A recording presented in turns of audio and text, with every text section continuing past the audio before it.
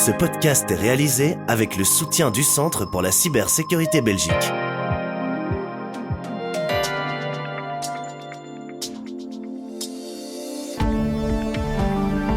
Bienvenue dans Z sur 7, votre Z-Podcast quotidien. Nous sommes le 16 décembre et nous avons un tout nouvel épisode de l'info à ne pas manquer. Aujourd'hui, Baptiste Lambert, journaliste à Trends Tendance, reçoit Bernard Michel, économiste au Bureau du Plan et co-auteur d'une étude sur la dépendance de l'économie belge vis-à-vis des pays hors EU.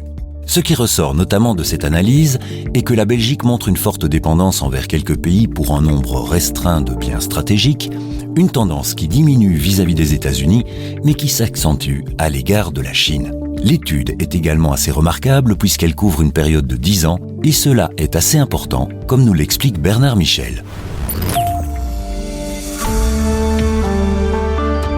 L'info à ne pas manquer. Un expert interviewé par Trends Tendance analyse les racines d'une actualité forte.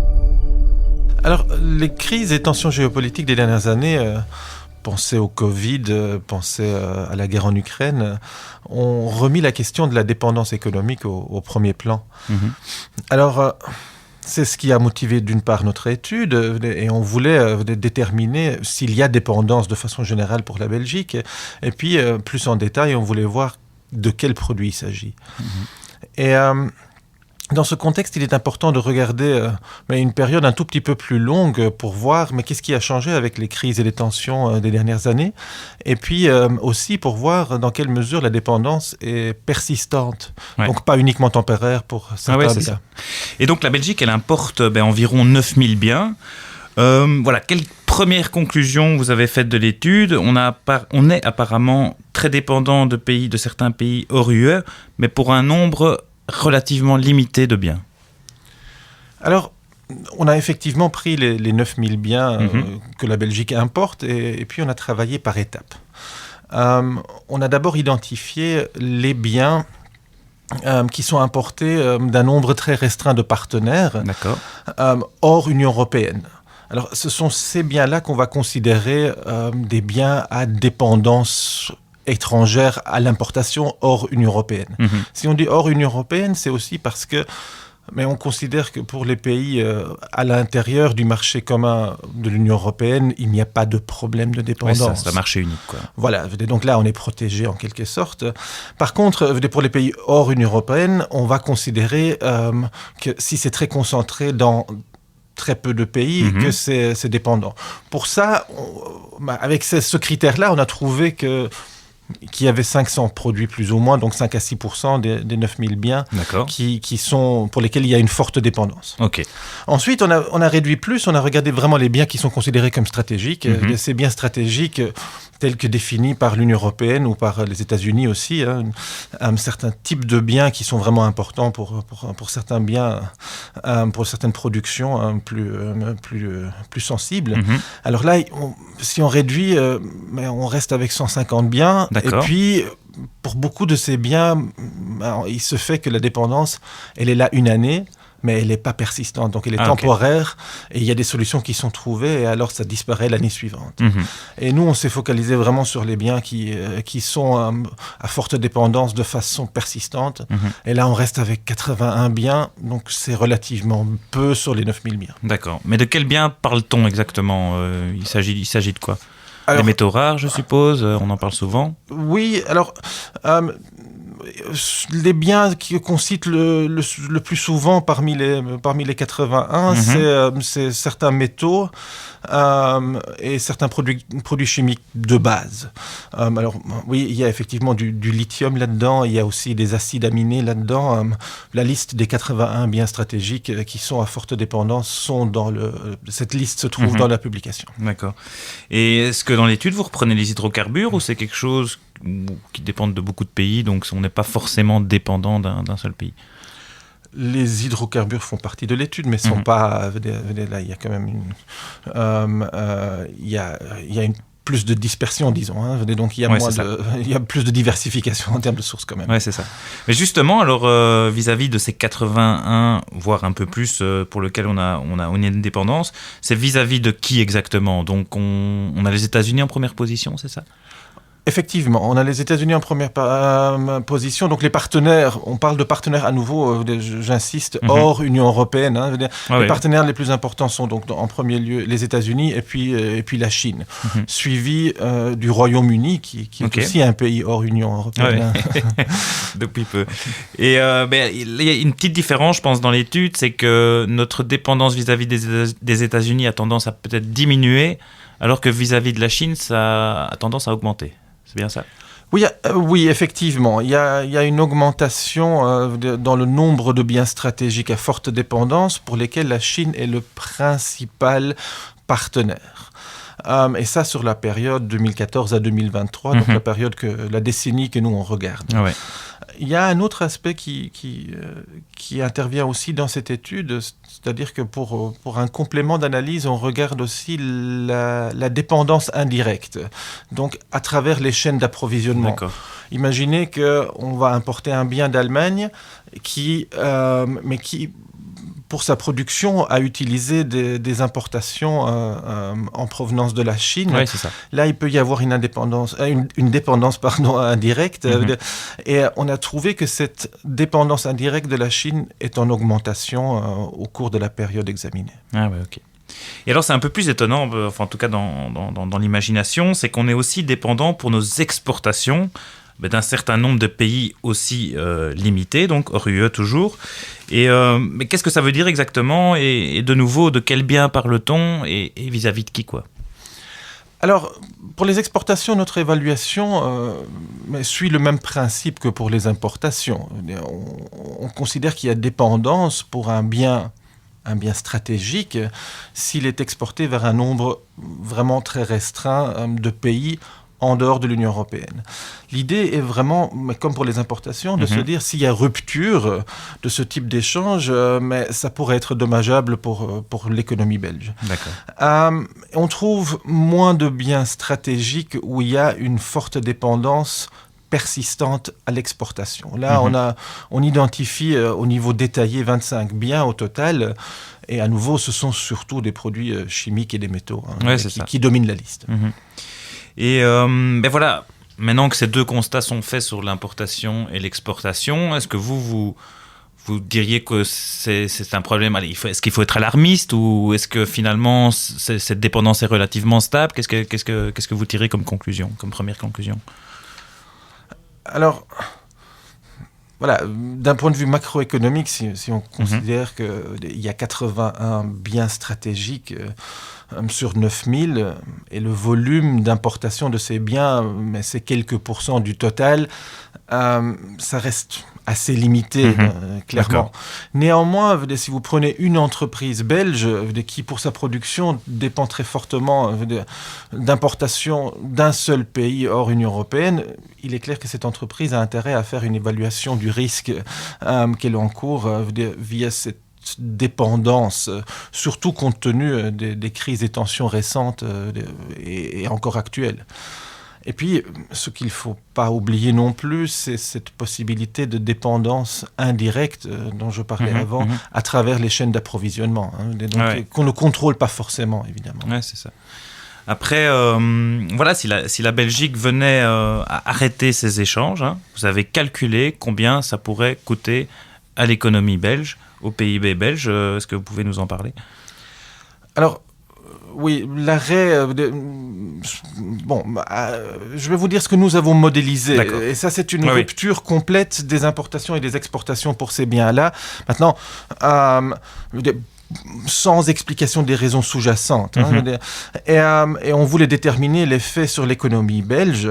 Au niveau des importations, ce qu'on a trouvé, c'est que l'effet s'élève à environ 4 milliards d'euros de valeur ajoutée. D'accord. Ça représente environ 2% de l'activité de l'industrie manufacturière en Belgique. Pour les exportations, c'est plus limité. À nouveau, comme pour les biens, c'était plus limité. Ici, l'effet est plus limité aussi. On parle plus ou moins d'1 milliard d'euros de valeur ajoutée, ce qui représente un 0,5% environ de l'activité de l'industrie manufacturière. Et ça, c'est un instant T, quoi. On sait pas quelque chose qu'on peut calculer dans le temps. Enfin, c'est évidemment plus compliqué, quoi. C'est à l'instant T, là, ça coûte 4 milliards d'euros. Ça coûterait 4 milliards d'euros d'arrêter ces échanges, quoi. Alors, en fonction du modèle que nous avons utilisé, c'est un calcul pour une année particulière. Okay. Maintenant, on pourrait imaginer refaire le calcul en fonction de l'évolution dans le temps, oui. Et si je vous pose cette question, c'est... Finalement, si on arrête ces échanges, bon, voilà, c'est un supposé. Mais quelles sont les solutions ? Qu'est-ce qu'on fait ? On rapatrie la production, les technologies, ou on diversifie ces échanges, un peu des deux Alors, de ce point de vue-là, je tiens à insister tout d'abord que, bon, s'il y a eu échange au départ, il y a eu une raison, il y a eu des gains.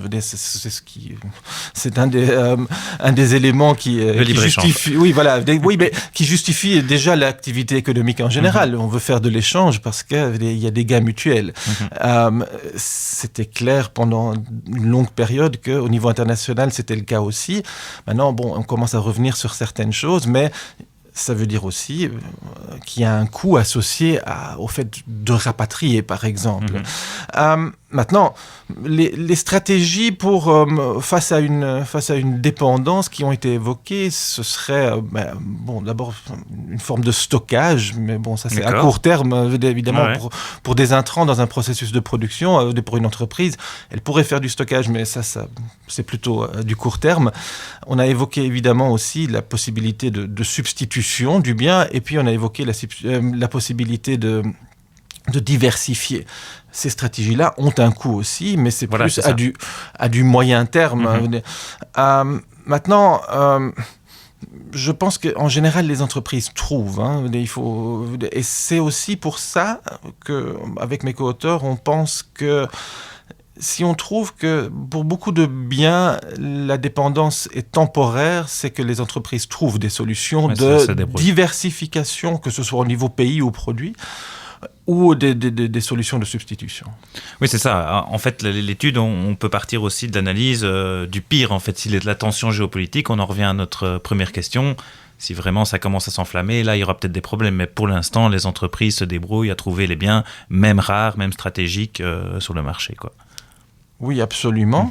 Maintenant, de toute façon, il y a un coût pour tout le monde à l'autarcie, que ce soit le fournisseur étranger ou l'entreprise belge.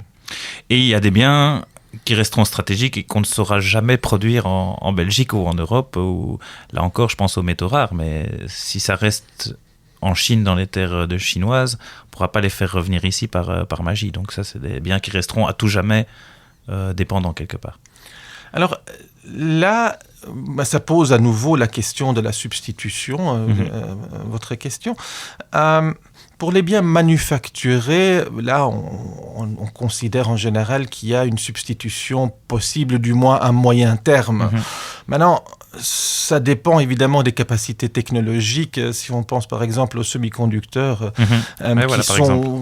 surtout les plus sophistiqués, qui sont produits par un nombre très très très limité d'entreprises. Après, pour d'autres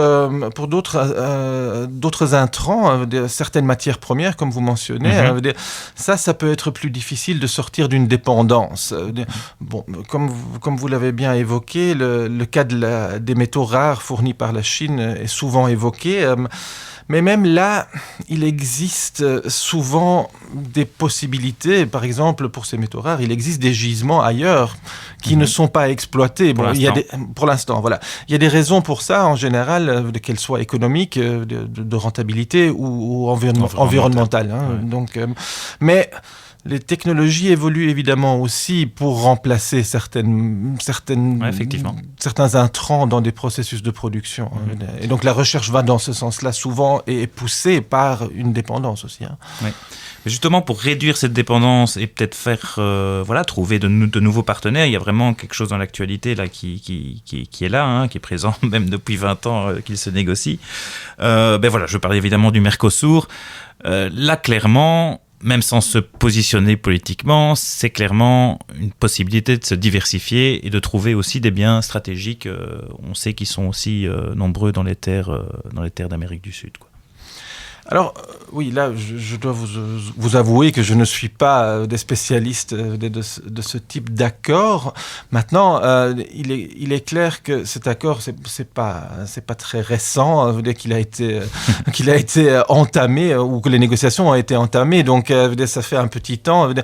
À l'époque, je pense, il y a 20 ans, on ne parlait pas forcément de dépendance dans les mêmes proportions qu'aujourd'hui. Après, d'après ce que je comprends, un des objectifs de l'Union européenne est effectivement de diversifier ses sources d'importation et ses marchés à l'exportation. En résumé, bien que quelques biens stratégiques créent une dépendance, les entreprises belges sont prêtes à s'adapter et à diversifier leur chaîne d'approvisionnement pour limiter les risques. Merci d'avoir été à l'écoute de cet épisode du Z-Podcast. Rendez-vous demain pour notre rubrique La Tech au quotidien, où les journalistes de Trends Tendance mettront en lumière une innovation technologique pour booster votre productivité. Et d'ici là, ne manquez pas l'astuce en cybersécurité du Centre Cybersécurité Belgique afin de découvrir les dangers des ransomware. Z sur 7, le podcast quotidien de Trends Canal Z. Le Centre pour la cybersécurité Belgique. Œuvrons ensemble à un avenir plus sûr dans le domaine de la cybersécurité. Bienvenue à la Minute Cybersécurité. Je m'appelle Phédra et aujourd'hui je vais vous parler des ransomware, qui sont peut-être la plus grande menace cyber pour votre organisation. Les ransomware sont des logiciels malveillants, qui cryptent et dérobent les données des entreprises, vous privant ainsi de l'accès à vos propres fichiers. Les cybercriminels exigent alors une rançon pour décrypter les données et menacent de les divulguer. Cela peut complètement paralyser une organisation et entraîner d'énormes pertes financières. Supposons que votre entreprise soit touchée par un ransomware.